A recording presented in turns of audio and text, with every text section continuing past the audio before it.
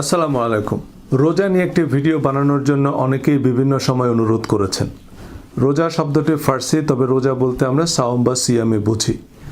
ইসলাম ধর্ম ছাড়াও ইহুদি, খ্রিস্টান, কনফুসিয়ানিজম, হিন্দু, তাওইজম সহ অন্যান্য সকল প্রধান ধর্মে রোজা বা উপবাসের বিধান আছে। রোজা নিয়ে কোরআনের বর্ণনা, হাদিসের বিশ্লেষণের বাইরেও হাজারো প্রশ্ন, অন্তহীন জিজ্ঞাসার জবাব মিলবে এই ভিডিওতে ইনশাল্লাহ। হাদিস ছাড়া রমজানের রোজা রাখবেন কিভাবে? কোরআনে তো মাত্র 10টি রোজার কথা আছে। রোজার নিয়াত, তারাবির নামাজ, ইতেকাফ, শবে কদরের বিস্তারিত বিবরণ হাদিস ছাড়া কিভাবে জানব? এ জাতীয় বেশিরভাগ প্রশ্ন শুনে শুনে বলা, কোরআন হাদিস পড়ে বলা নয়। এই ছোট্ট ভিডিওতে কোরআনের 5টি আয়াত উল্লেখ করব, যাতে রোজা সংক্রান্ত সকল প্রশ্নের উত্তর পাবেন। এরপর বুখারী শরীফের সাওম, তারাবি, ইতেকাফ অধ্যায়ের হাদিসগুলোর হাইলাইটস দেখাবো। আচ্ছা, 2 ঈদ অধ্যায়ও জুড়ে দিলাম বোনাস হিসাবে। বুখারী শরীফের বাইরে অন্যান্য হাদিস গ্রন্থের এই বিষয়ক সহিহ হাদিসগুলো থাকবে এই আলোচনায়। অর্থাৎ এই ভিডিও থেকে আপনি কোরআন এবং হাদিসের রোজা সংক্রান্ত যাবতীয় বক্তব্যের সারসংক্ষেপ জেনে যাবেন। এবার কেউ কোনো প্রশ্ন করলে আপনি চিন্তাভাবনা করে যে উত্তর দিবেন, এটাই ফাতোয়া, ইজতিহাদ, কিয়াস বা মত। যারা এই ভিডিও দেখবেন তাদের এক একজনের কিয়াস বা ফতোয়া এক এক রকম হবে। কেউ বলবেন না আরও সহিহ হাদিস আছে আপনি জানেন না, কিন্তু আমিও জানি না। আর আপনার সব হাদিস সহিহ না, আপনি মন গড়া ব্যাখ্যা দিচ্ছেন। ভাই, সবার ব্যাখ্যাই মন গড়া। কারো কাছেই জিবরাইল আলাইহিস সালাম ওহী নিয়ে আসে না, যে যেভাবে বুঝছে তাই বলতেছে।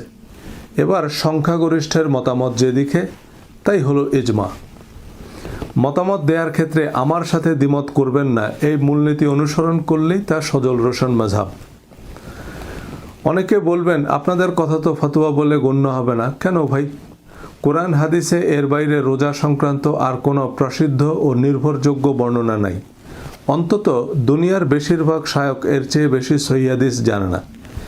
এর বাইরে যাবতীয় প্রশ্নের উত্তর কেবলই যার যার অনুমান ভিত্তিক নিজস্ব মতামত।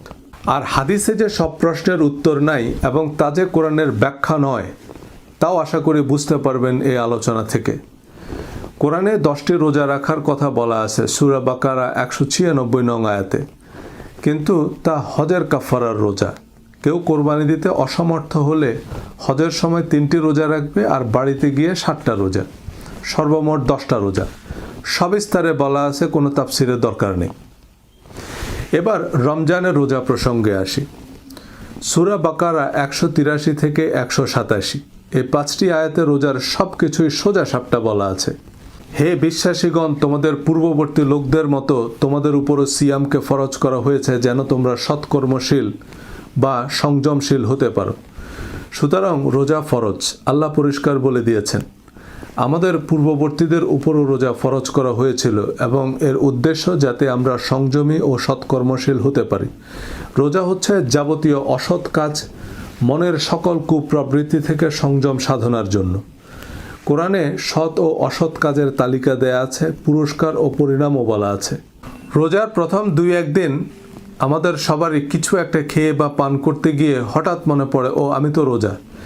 শেষ বিকালে একটু ঠান্ডা পানি, সুস্বাদু ইফতারের জন্য কত অপেক্ষা। বারবার ঘড়ি দেখি, কিন্তু আসল ব্যাপারটা কিন্তু পানাহার নয়, অসৎ মন্দ কাজ থেকে সংযমের চর্চা। একটা অকারণ মিথ্যা কথা বলতে গিয়ে ও আমি তো রোজা, একটা বেহুদা কথা বলতে গিয়ে থেমে গেলেন, কাউকে গালি দিতে গিয়ে, কারো নিন্দা করতে গিয়ে, কারো অমঙ্গল কামনা করতে গিয়ে, কোনো অসৎ অকল্যাণকর চিন্তা করতে গিয়ে থেমে গিয়ে ভালো কিছুতে মন দিলাম। এতে রোজা শেষে কিছু খেতে গেলে যেমন ধাক্কা লাগে, তেমনি খারাপটা তখন আবর্জনার মতোই অসহ্য মনে হবে। রোজায় ইচ্ছে করে আপনি কিছু খেলে যেমন রোজা হবে না, রোজায় অসৎ মন্দ কথা কাজ চিন্তা করলেও রোজা হবে না। সূরা বাকারা 184 এগুলো নির্দিষ্ট কয়েকদিন। অতঃপর তোমাদের মধ্যে কেউ অসুস্থ হলে বা সফরে থাকলে অন্য দিনগুলোতে এ সংখ্যা পূরণ করে নিতে হবে। আর যাদের জন্য সিয়াম কষ্টকর, তারা তৎপরিবর্তে একজন দরিদ্রকে আহার্য দান করবে। অতএব যে ব্যক্তি স্বেচ্ছায় সৎ কাজ করে তার জন্য কল্যাণ। আর তোমরা যদি বুঝে থাকো তাহলে সিয়াম পালনই তোমাদের জন্য কল্যাণকর। সুতরাং রোগ বা সফর অন্য কোনো কারণে অপারগ হলে পরবর্তীতে সমান সংখ্যক রোজা রাখবে সুবিধামতো সময়ে, আর একেবারে অসমর্থ হলে একজন দরিদ্রকে সাধ্যমতো খাওয়াবে। কেউ যদি কোনো কারণ ছাড়াই রোজা না রাখে, অনেকেই রোজা রাখে না, কোনো কারণ ছাড়াই রাখে না, তাদের জন্য কোনো শাস্তি বা কাফফারার কথা কোরআনে নেই। তাহলে যে রোজা রাখে না সে আগের হিসাবে মেলাতে পারেনি, আগের অঙ্কই সে বুঝেনি, ঈমান ইস্যুতেই সে কনভিন্সড না, রোজা রাখার মতো বিশ্বাসের ভিত তার তৈরি হয়নি। আমাদের কাজ তার বিশ্বাসের দুর্বল জায়গাগুলো চিহ্নিত করা, সেগুলোকে অনুমোদন দেয়া এবং সে ক্ষত সারিয়ে তুলতে সাহায্য করা। সে কেন কাফের, কেন নরকে পুড়বে, কেন তাকে হত্যা করতে হবে, এসব যুক্তি প্রমাণ হাজির করা নয়। কাউকে জোর করে নাস্তিক কাফের প্রমাণ করা ইসলামের প্রচার নয়। তাকে ইসলাম ও আল্লাহকে বুঝতে সাহায্য করাই আমাদের কাজ। যেভাবে বললে বুঝবে সেভাবে বোঝাতে হবে, বিরক্তি সৃষ্টি করা যাবে না। কিন্তু কোন মাসে রোজা রাখবো, কেন রাখবো, রোজার ফজিলত ফাজাইলে সিয়াম ছাড়া কেমনে জানবো? পরের আয়াতেই বলা আছে, সূরা বাকারা 185, রমাদান মাস। এতে কোরআন নাজিল করা হয়েছে মানুষের হেদায়েতের জন্য এবং হেদায়েতের স্পষ্ট নিদর্শন ও সত্যাসত্যের পার্থক্যকারী রূপে। কাজেই তোমাদের মধ্যে যে এই মাস পাবে সেজন্য এই মাসে সিয়াম পালন করে। তবে তোমাদের কেউ অসুস্থ থাকলে বা সফরে থাকলে অন্য দিনগুলোতে এ সংখ্যা পূরণ করবে। আল্লাহ তোমাদের জন্য সহজ চান এবং তোমাদের জন্য কষ্ট চান না।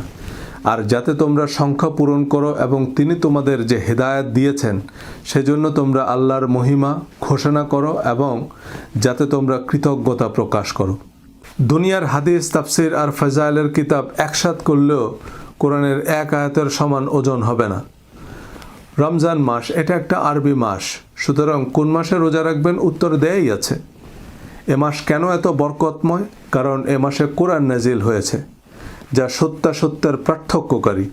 কোনটা সত্য কোনটা মিথ্যা এটা কোনো আল্লামা শাইখুল হাদিস বলবেন না, এটা বলবে কোরআন। এ মাসে আমরা কেন সিয়াম পালন করব?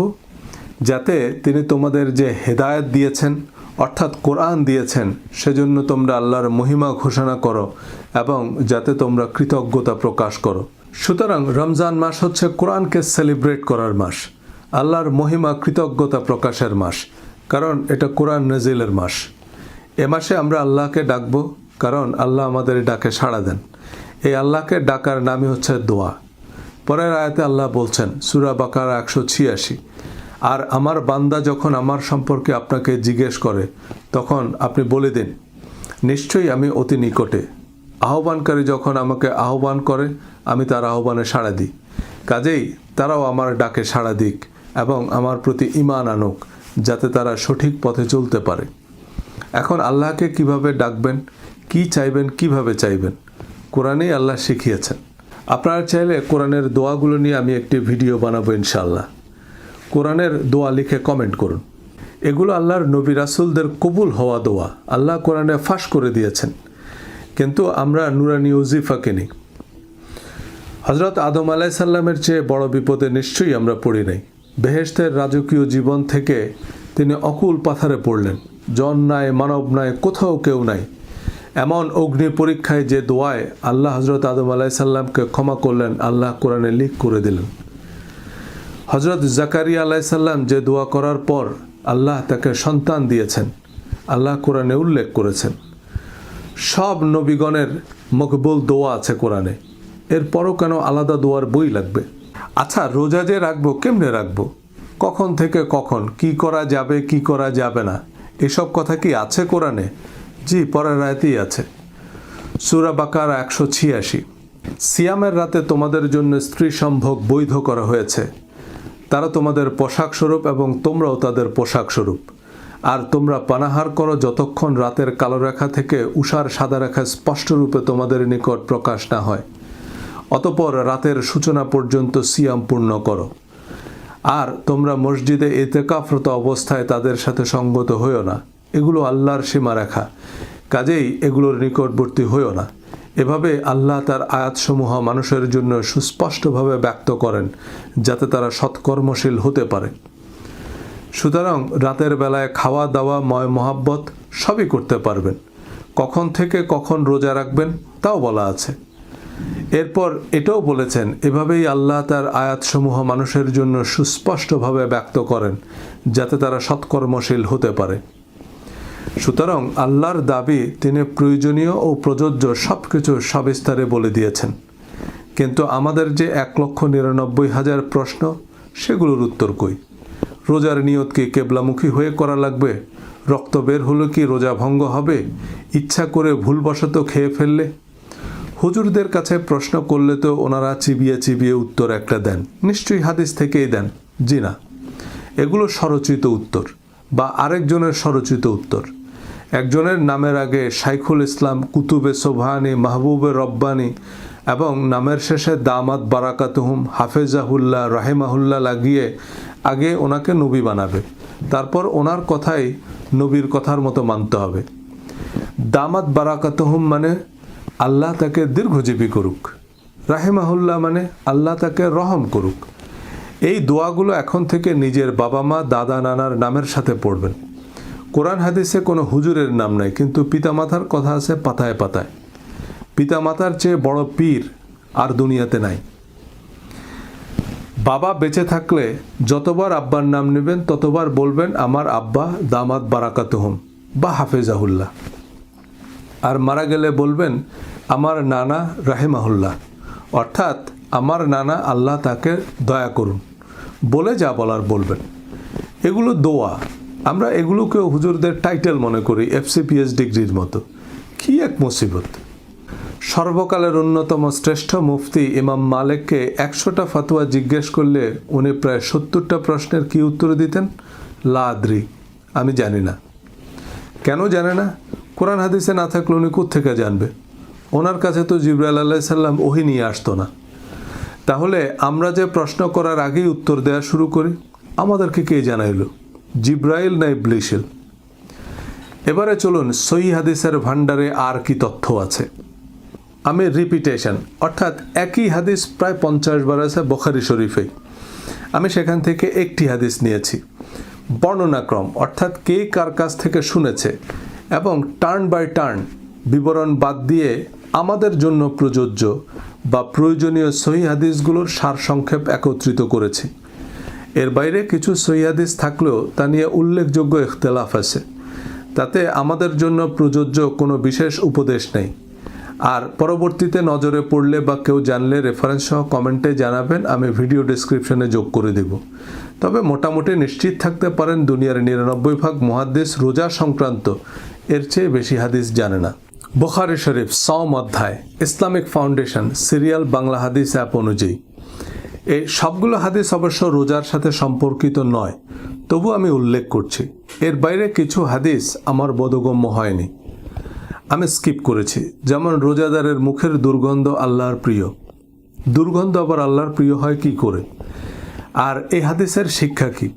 দাঁত নামে যে মুখে দুর্গন্ধ বানাবো? যাই হোক, চলুন জেনে নেওয়া যাক হাদিসের মহাপণ্ডিতদের কাছে হাদিস শাস্ত্রের কি কি মারণাস্ত্র আছে। 1773 সিয়াম ঢালস্বরূপ, সুতরাং অশ্লীলতা করবে না এবং মূর্খের মতো কাজ করবে না।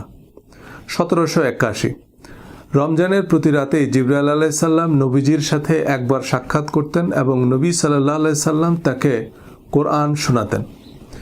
1782 যে ব্যক্তি মিথ্যা বলা ও সে অনুযায়ী আমল বর্জন করেনি, তার এ পানাহার পরিত্যাগ করায় আল্লাহর কোনো প্রয়োজন নেই। 1783 সিয়াম আল্লাহর জন্য, তিনিই এর প্রতিদান দিবেন। 1784 যে ব্যক্তির সামর্থ্য আছে সে যেন বিবাহ করে নেয়, আর যার সামর্থ্য নাই সে যেন সাওম পালন করে। সাওম তার প্রবৃত্তিকে দমন করে। এটা বিবাহ অধ্যায়ের হাদিস, তবে রোজা শব্দটি থাকার কারণে এই অধ্যায়েও আছে। 1785 চাঁদ না দেখে তোমরা সাওম পালন করবে না এবং চাঁদ না দেখে ইফতার করবে না। যদি মেঘাচ্ছন্ন থাকে তাহলে তার সময় 30 দিন পরিমাণ পূর্ণ করবে। যাদের ধারণা পৃথিবীর বিভিন্ন বড় বড় শহরে সাহরি ও ইফতারের সময়সূচি বা ইফতারের বাহারি রেসিপি মনে হয় হাদিসে আছে, এই আছে হাদিসে। কারণ হাদিস একটা নির্দিষ্ট সময়ে, নির্দিষ্ট অঞ্চলে, নির্দিষ্ট বাস্তবতায়, নির্দিষ্ট ব্যক্তি বা গোষ্ঠীর জন্য নবীজির উপদেশ, আর কোরআন সার্বজনীন। 1793 তোমরা কেউ রমজানের একদিন কিংবা 2 দিন আগে থেকে সাওম শুরু করবে না। 1800 নবী সাল্লাল্লাহু আলাইহি সাল্লাম তার অনুকরণে এক নাগাড়ে সাওম পালনে সাহাবীদের নিষেধ করলেন। আমি তো তোমাদের মতো নই, আমাকে খাওয়ানো হয়, পানও করানো হয়। এটা রমজানের বাইরে টানা রোজা রাখার কথা বলা হয়েছে। 1801 তোমরা সাহারি খাও, কেননা সাহারিতে বরকত আছে। 1812 এটা খুব ইন্টারেস্টিং একটা হাদিস। এক লোক রোজা অবস্থায় স্ত্রীকে মহব্বত করতে গিয়ে রোজায় ভেঙে ফেলছে। রাসূল সাল্লাল্লাহু আলাইহি সাল্লাম বললেন, একটা কৃতদাস আজাদ করতে পারবে? সে বলল না। তিনি বললেন, এক নাগাড়ে 2 মাস সাওম পালন করতে পারবে? সে বলল না। এরপর তিনি বললেন, 60 জন মিসকিনকে খাওয়াতে পারবে কি? সে বলল না। নবীজি সাল্লাল্লাহু আলাইহি সাল্লাম তাকে এক ঝুড়ি খেজুর দিয়ে বললেন, এগুলো গরিবদের মধ্যে দান করে দাও। ওই লোক বলল, আমার থেকে গরিব এই শহরে আর কেউ নাই। নবীজি সাল্লাল্লাহু আলাইহি সাল্লাম হেসে দিয়ে বললেন, আচ্ছা ঠিক আছে, যাও তুমিই খাও, তোমার পরিবারকেও খাওয়াও। তার মানে আপনার সামর্থ্য অনুযায়ী যতটুকু পারেন ততটুকু করবেন। 1822 সফরে সাওম পালনে কোনো নেকি নাই। 1828 সাওম এর কাজা জিম্মায় রেখে যদি কোনো ব্যক্তি মারা যায় তাহলে তার অভিভাবক তার পক্ষ থেকে সাওম আদায় করবে। 1833 লোকেরা যতদিন যাবৎ সময় হওয়া মাত্র ইফতার করবে ততদিন তারা কল্যাণের উপর থাকবে। 1867 নবীজি সাল্লাল্লাহু আলাইহি সাল্লাম 2 ঈদের দিনে সাওম পালন করতে নিষেধ করেছেন। 1879 আশুরের দিনকে ইহুদিগণ ঈদ মনে করত এবং সাওম পালন করত। নবীজি সাল্লাল্লাহু আলাইহি সাল্লাম বললেন, তোমরাও এদিনে সাওম পালন করো। লাইলাতুল কদরের তারিখ নবীজি সাল্লাল্লাহু আলাইহি সাল্লামকে স্বপ্নযোগে জানিয়েছিল, কিন্তু তিনি তা ভুলে গিয়েছেন এবং বিজোড় রাতে খোঁজ করতে বললেন। এমন হাদিস অন্যান্য অধ্যায়ে মিলিয়ে 20-25 বার আছে বুখারী শরীফেই। হাদিসের নম্বর আমিও ভুলে গিয়েছি। এই হচ্ছে বুখারী শরীফের সাওম অধ্যায়ের হাদিস। এবারে বুখারী শরীফের বাইরে মুসলিম শরীফ থেকে মুসান্নাফে আব্দুর রাজ্জাক পর্যন্ত রমজানের রোজা সংক্রান্ত আর যত সহিহ হাদিস আছে তার সারসংক্ষেপ বলি। ইমাম বুখারী অবশ্যই এই হাদিসগুলো সহি মনে করেননি। মিশকাত সিরিয়াল নম্বর বাংলা হাদিস অ্যাপ অনুযায়ী আমাদের ও আহলে কিতাবদের মধ্যে পার্থক্য হলো সাহারির, মানে তারা সাহারি খায় না। 1987 যে ব্যক্তি ফজরের আগে সাওমের নিয়ত করবে না তার সাওম হবে না। তিরমিজি, আবু দাউদ, নাসাই, দারেমি। 1888 তোমাদের কেউ ফজরের আজান শুনতে পেলে সে যেন হাতের বাসন রেখে না দেয়, বরং নিজের প্রয়োজন সেরে নেয়। আবু দাউদ। 2007 অনিচ্ছায় বমি হলে তার রোজা কাজা করতে হবে না। তিরমিজি, আবু দাউদ, ইবনে মাজাহ, দারেমি। 2012 যে শিঙ্গা লাগায় ও যে শিঙ্গা দেয় উভয়ই নিজেদের সাওম ভেঙে ফেলেছে। আবু দাউদ, ইবনে মাজাহ ও দারেমি। এই হাদিস শোনার আগ পর্যন্ত কিন্তু শিঙ্গা লাগাইলেও আপনার রোজা ভাঙতো না, এখন ভাঙবে। এভাবে যত প্রশ্ন করবেন তত বনি ইসরায়েলের গরুর মতো জিনিসটা কঠিন হবে। 2032 ঋতুবতী মহিলাদের সাওম কাজা করতে হয়, সালাত কাজা করতে হয় না। মুসলিম, মুসান্নাফে আব্দুর রাজ্জাক। 2047 যে ব্যক্তি রমজান মাসের সাওম রাখবে অতঃপর সে শাওয়াল মাসের 6টি সাওম রাখবে তাহলে সে একাধারে সাওম পালনকারী বলে গণ্য হবে। মুসলিম ও অন্যান্য। হাদিসের সহজ পাঠ শিরোনামে কয়েকটি পর্বে হাদিসের এমন হাইলাইটস দেখাবো। কোরআনের বাইরে হাদিস থেকে সব প্রশ্নের উত্তর মিলবে না, বরং নতুন প্রশ্ন তৈরি হবে। তবুও মুহাদ্দিস হুজুররা কি না জানি সব জেনে ফেললো, কি গোলা বারুদ না জানি তাদের কাছে আছে, এই আশঙ্কায় আমরা তাদের তাকলিদ করি। যারা নিজেরাই ইজতেহাদ করতে চান, বুঝে ধর্মচর্চা করতে চান, তাদের জন্য আমি এই সিরিজটি বানানোর ইচ্ছা রাখি। আগ্রহীরা হাদিসের সহজ পাঠ লিখে কমেন্ট করুন। হাদিস জানলে নিজেই বুঝবেন যে হাদিস কোরআনের মতো সার্বজনীন নির্দেশ নয় এবং তা কোরআনের ব্যাখ্যা নয়। এবারে বুখারী শরীফের তারাবি অধ্যায় ঘুরিয়ে ফিরিয়ে 3টা দরকারি হাদিস আছে। 1882 যে ব্যক্তি ইমানের সাথে সওয়াব লাভের আশায় তারাবি সালাত আদায় করে তার পূর্ববর্তী গুনাহসমূহ মাফ করে দেওয়া হয়। 1883 হযরত ওমর রাদিয়াল্লাহু তাআলা আনহু ইমামের সাথে সম্মিলিত তারাবি সালাত আদায়ের প্রচলন করেছিলেন। 1885 নবীজি সাল্লাল্লাহু আলাইহি সাল্লাম 3 দিন রাতে সালাত আদায় করেন এবং লোকেরা তার সাথে সালাত আদায় করেন। চতুর্থ দিন ফরজ হয়ে যাওয়ার আশঙ্কায় তিনি আর বের হননি। তারাবি নামাজের বিবরণ কোরআনেও নাই, নবীজি সাল্লাল্লাহু আলাইহি সাল্লামও এখনকার মতো আয়োজন করে পড়েননি। হযরত আবু বকর রাদিয়াল্লাহু তাআলা আনহুর সময়কালেও এ প্রচলন ছিল না। অন্যান্য হাদিস গ্রন্থে মারামারির কিছু জাল জয়ীফ হাদিস আছে। 8 রাকাত না 20 রাকাত পড়তে পারেন, বহুত ফায়দা হাসিল হবে। এবারে বুখারী শরীফের ইতিকাফ অধ্যায়। 1899 রাসূলুল্লাহ সাল্লাল্লাহু আলাইহি সাল্লাম রমজানের শেষ দশক ইতিকাফ করতেন। 1902 নবীজি সাল্লাল্লাহু আলাইহি সাল্লাম যখন ইতিকাফে থাকতেন তখন প্রাকৃতিক প্রয়োজন ছাড়া ঘরে প্রবেশ করতেন না। 1904 ওমর রাদিয়াল্লাহু তাআলা আনহু জাহেলিয়ার যুগে মসজিদে হারামে এক রাত ইতিকাফ করার মানত করেছিলেন। নবীজি সাল্লাল্লাহু আলাইহি সাল্লাম বললেন, তোমার মানত পুরা করো। তার মানে জাহেলি যুগেও লোকেরা ইতিকাফ করত। 1916 ইন্তেকালের বছর নবীজি সাল্লাল্লাহু আলাইহি সাল্লাম 20 দিনের ইতিকাফ করেছিলেন। যারা এতক্ষণ ধৈর্য ধরে সাথে ছিলেন তাদের জন্য বোনাস হিসাবে 2 ঈদ অধ্যায়ের হাইলাইটস। 903 আজকের এই দিনে আমরা প্রথমে সালাত আদায় করব, এরপর কোরবানি করব। 906 সালাতের আগে যে জবে করবে তাকে আবার জবে বা কোরবানি করতে হবে। এই হাদিস অন্তত 20 বার আছে বুখারী শরীফেই। 903 নবীজি সাল্লাল্লাহু আলাইহি সাল্লাম ঈদ উল ফিতরের দিন কিছু খেজুর না খেয়ে বের হতেন না। বিজোড় সংখ্যক খেজুর খেতেন বলে বর্ণনা আছে। তিনি হয়তো গুনে খাননি, আরেকটা কম বেশি খাইলে হাদিসটা হতো তিনি জোর সংখ্যক খেজুর খেয়েছেন। 908 ঈদগাহে নবীজি সাল্লাল্লাহু আলাইহি সাল্লাম সালাত শেষ করে তিনি লোকেদের নসিহত করতেন, উপদেশ দিতেন এবং নির্দেশ দান করতেন। সালাতের আগে বক্তৃতা করা সুন্নাহ বিরোধী। 913 নবীজি সাল্লাল্লাহু আলাইহি সাল্লাম ঈদ উল ফিতরে 2 রাকাত সালাত আদায় করেন। এর আগে পরে আর কোনো সালাত আদায় করেননি। 918 জিলহজ মাসের প্রথম 10 দিনের আমল অন্যান্য দিনের আমলের তুলনায় উত্তম। এই আমল দ্বারা হজ ওমরা উদ্দেশ্য হতে পারে। 923 ঈদগাহে ঋতুবতী মহিলারা আলাদা থাকতেন। 924 খুতবা শেষে মহিলাগণের কাছে গিয়ে নবীজি সাল্লাল্লাহু আলাইহি সাল্লাম তাদের উপদেশ দিতেন, তাদের নসিহত করতেন এবং তাদের সদকা দানের নির্দেশ দিতেন। 925 নবীজি সাল্লাল্লাহু আলাইহি সাল্লাম ঈদুল আজহার দিনে বাকি কবরস্থানে গমন করেন, তারপর তিনি 2 রাকাত সালাত আদায় করেন। That's it. এই হাদিসগুলো ছাড়া ইসলাম ধর্ম অচল।